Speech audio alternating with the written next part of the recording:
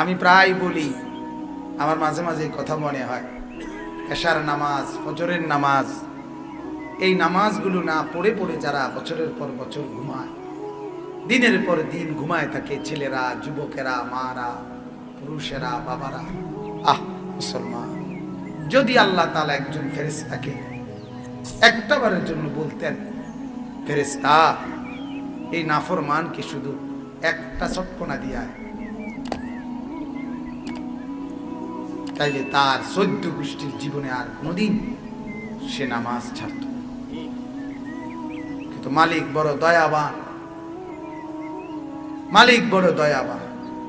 10 ঘন্টা লাগাতার ঘুমাবার পরেও আল্লাহ দেখতেছে আমার নাফরমান বান্দা ফজরের নামাজ পড়ে নাই। 7:30 বাজে চোখ মেলতে চাইছে, 8টার সময় সকাল, চোখ মেলতে চাইতেছে।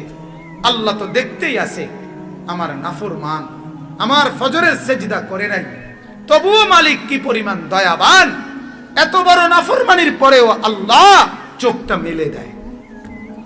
আল্লাহ বলছে ঠিক আছে বান্দা, চোখ মেল, আবার দুনিয়ার সংসার করবি, কর, ঠিক আছে, আবার দুনিয়া সাজা, আবার দুনিয়া সাজা, যা তোকে আমি আবারও সুযোগ দিলাম, আবারও সুযোগ দিলাম। এভাবে প্রতিদিন মাওলা সুযোগ দেয় আর অপেক্ষা করে।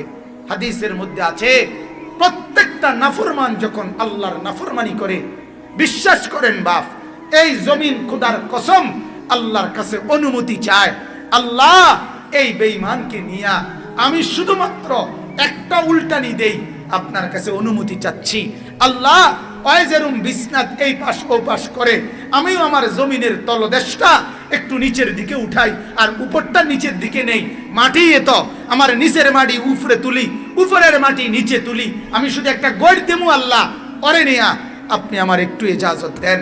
আল্লাহর কসম বাপ রব্বুল আলামিন তখন বলে, না জমিন এমন করিস না, ও যে আমার হাতে বানানো বান্দা, ওর নাক আমি লাগাইছি, ওর চোখ আমি লাগাইছি, ওরে ঘুম আমি পাড়াইছি, ওর চোখ আমি বেলে দিয়েছি, রাত হয়েছে আমি ইন্তজাম করেছি, আমারই তো হাতে গড়া, দেখি না আমার বান্দা তওবা করে কিনা, ফিরে আসে কিনা,